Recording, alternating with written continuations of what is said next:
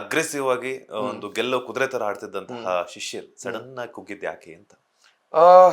Sudden ಆಗಿ ಅಂದ್ರೆ ಒಂದು ವಾರ ನನಗೆ ಒಂದ್ ಸ್ವಲ್ಪ ಹೆಲ್ತ್ ಇಶ್ಯೂಸ್ ಆಯ್ತು. ಸಿಕ್ಕಾಪಟ್ಟೆ ಬಾಡಿ ವೀಕ್ನೆಸ್ ಆಗಿತ್ತು. ಅಂಡ್ ಆ ಟೈಮಲ್ಲಿ ನಾನು ಮೆಂಟ್ಲಿ ತುಂಬಾ ಸ್ಟ್ರಾಂಗ್ ಇದ್ದೆ. ಬಟ್ ಮೆಂಟ್ಲಿ ಸ್ಟ್ರಾಂಗ್ ಇದ್ದದಕ್ಕೆ ಅದನ್ನ ಕೋಪ ಮಾಡಕ್ಕಾಗಿದ್ದು.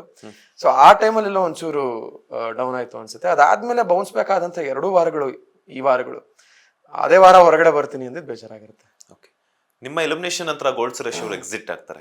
ಆ ವಿಚಾರ ನಿಮ್ಗೆ ಈಗಾಗಲೇ ಗೊತ್ತಾಗಿರುತ್ತೆ. ಸೊ ಅದ್ರ ಬಗ್ಗೆ ಹೇಳೋದಾದ್ರೆ, ಆಕ್ಚುಲಿ ಸುರೇಶಣ್ಣ ಒಳಗಡೆ ಇದ್ದಾಗಲೇ ಸ್ವಲ್ಪ ಟೆನ್ಷನ್ ಅಲ್ಲಿ ಇದ್ರು. ಏನಾಗ್ತಿದೆ, ಹಿಂಗ್ ನೋಡ್ಕೋತಾ ಇದಾರೆ ಬಿಸ್ನೆಸ್ ಅದು ಇದು ಅಂತ ಟೆನ್ಷನ್ ಅಲ್ಲಿ ಇದ್ರು.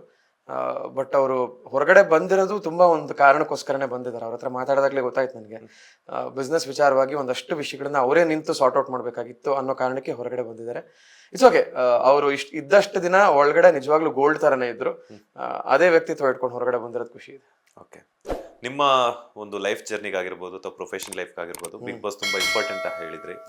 ಬಟ್ ಏನಂತಂದ್ರೆ ಮಗ 80 ದಿನಗಳನ್ನ ಕಂಪ್ಲೀಟ್ ಮಾಡಿ ಫಿನಾಲೆಗೆ ಬರ್ತಾರೆ ಅಂತ ಅನ್ಕೊಂಡಿದ್ರು. ಫ್ಯಾಮಿಲಿ ಮೆಂಬರ್ಸ್ ಆಗಿರೋ ಫ್ರೆಂಡ್ಸ್ ಆಗಿರ್ಬೋದು. 80 ದಿನಗಳನ್ನ ಕಂಪ್ಲೀಟ್ ಮಾಡಿ ಎಲಿಮಿನೇಟ್ ಆಗಿದ್ದು ಫ್ಯಾಮಿಲಿ ಮೆಂಬರ್ಸ್ ಬೇಜಾರಾಗಿದ್ಯಾ? ಫ್ಯಾಮಿಲಿ ಮೆಂಬರ್ಸ್ ಏನಾದ್ರು ಹೇಳಿದ್ರಾ ನಿಮ್ಗೆ ಅಂತ? ಆಕ್ಚುಲಿ ಬೇಜಾರಾಗಿದೆ. ಫ್ಯಾಮಿಲಿ ಅವ್ರಿಗೆ ಆಕ್ಚುಲಿ ಬೇಜಾರಾಗಿದೆ. ಆಮೇಲೆ ಅವ್ರು ಹೇಳಿದ್ದು ಅಷ್ಟೇ, 11 ವಾರಕ್ಕೆ ಬರುವಂತ ಕಂಟೆಸ್ಟೆಂಟ್ ಆಗಿರ್ಲಿಲ್ಲ ನೀನು.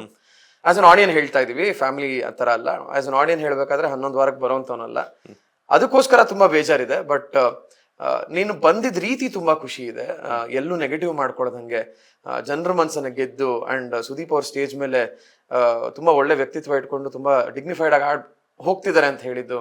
ಸೊ ಇದೆಲ್ಲ ಖುಷಿ ಇದೆ. ಅಂಡ್ ಫ್ಯಾಮಿಲಿ ಅವ್ರು ಹೇಳಿದ್ದು, ನನ್ನ ಎಲಿಮಿನೇಷನ್ ನೀನು ಹ್ಯಾಂಡಲ್ ಮಾಡಿದ ರೀತಿ ನನ್ಗೆ ತುಂಬಾ ಖುಷಿ ಇದೆ ಅಂತ ಹೇಳಿದ್ರು. ಯಾರಿಗೂ ನೋವು ಮಾಡ್ದಂಗೆ, ಯಾವ ದ್ವೇಷ ಅಥವಾ ಯಾವ ಬೇಜಾರನ್ನು ಮೂಟೆ ಕಟ್ಕೊಂಡು ಹೊರಗಡೆ ಬರಲಿಲ್ಲ. ನಾನು ಎಲ್ಲ ಅಲ್ಲಲ್ಲೇ ಬಿಟ್ಟು ಬಂದಿದ್ದೀನಿ. ಸೊ ಅದ್ರ ಬಗ್ಗೆ ಮನೆಯವ್ರೆಲ್ರಿಗೂ ಖುಷಿ ಇದೆ. ಅಲ್ಲ, ಎಕ್ಸ್ಪೆಕ್ಟ್ ಮಾಡಿದ್ರ ನಾನು ಈ ವಾರ ಎಲಿಮಿನೇಟ್ ಆಗ್ತೀನಿ ಅಂತ? ಖಂಡಿತ ಇಲ್ಲ. ಯಾಕಂದ್ರೆ ಹೋದ್ವಾರ ನನ್ನ ಅದಕ್ಕೆ ಅಷ್ಟು ಕಾನ್ಫಿಡೆನ್ಸ್ ಅಲ್ಲಿ ನಾನು ಕೂತಿದ್. ಹೋದ್ವಾರ ನನ್ನ ಆಟ ಅದ್ಭುತವಾಗಿತ್ತು. ನನಗೆ ತುಂಬಾ ಖುಷಿ ಇತ್ತು. ಎದುರುಗಡೆ ಟೀಮ್ ಅವ್ರು ಒಂದ್ ಗೇಮ್ ಗೆಲ್ಲಕ್ ಬಿಟ್ಟಿರ್ಲಿಲ್ಲ. And back to back second time captaincy task ಅಲ್ಲಿ top 2, just miss captaincy task. And nomination ಅಲ್ಲಿ ಒಂದಷ್ಟು ಜನಕ್ಕೆ ಕೊಡ್ಬೇಕಾಗಿದ್ದಂತ ಉತ್ತರ ನೇರವಾಗಿ ಮುಖಕ್ಕೆ ಕೊಟ್ಟಿದ್ದೆ. ಸೊ ಇದೆಲ್ಲ ಆಗಿದಂತ ವಾರ ತುಂಬಾ ಚೆನ್ನಾಗಿತ್ತು, ಫ್ರೂಟ್ಫುಲ್ ಆಗಿತ್ತು ವಾರ ಅಂತ ಅನ್ಕೊಂಡಿದ್ ವಾರ ಬರ್ತೀನಿ ಅಂತ ಅನ್ಕೊಂಡೇ ಇರ್ಲಿಲ್ಲ. ಸ್ಪೆಷಲಿ ಬಾಟಮ್ 3 ಬಂದಾಗ್ಲೇ ಒಂದ್ ಸ್ವಲ್ಪ ಏನಾಗ್ತಿದೆ ಅಂತ ಡೌಟ್ ಇತ್ತು. ಅಂಡ್ ಬಾಟಮ್ 2 ಬಂದ್ಮೇಲೆ ಫುಲ್ ಬ್ಲಾಂಕ್ ಆಗೋಗಿದ್ದೆ. ಇನ್ನೇನು ಯೋಚನೆ ಮಾಡೋದ್ ಬೇಡ, ಅಣ್ಣ ಯಾವ್ದಾದ್ರು ಒಂದು ಹೆಸರು ತಗೋತಾರೆ, ಅದಾದ್ಮೇಲೆ ಏನ್ ಮಾಡ್ಬೇಕು ಯೋಚನೆ ಮಾಡೋಣ ಅಂತ ಸುಮ್ಮನೆ ಆಗ್ಬಿಡಿದೆ. ಓಕೆ, ನಿಮ್ಮ ಬದಲು ಯಾರು ಎಲಿಮಿನೇಟ್ ಆಗ್ತಾರೆ ಅಂತ ಅನ್ಕೊಂಡಿದ್ರಿ? ಇದನ್ನ ನಾನು ತುಂಬಾ ಕಡೆ ಹೇಳಿದೆ. ಆಕ್ಚುಲಿ ನಾವು ಆ ವೀಕೆಂಡ್ ಅಲ್ಲಿ ಸೋಫಾ ಮೇಲೆ ಕೂತಾಗ ಇನ್ನು ಎಪಿಸೋಡ್ ಶುರು ಆಗಿರ್ಲಿಲ್ಲ.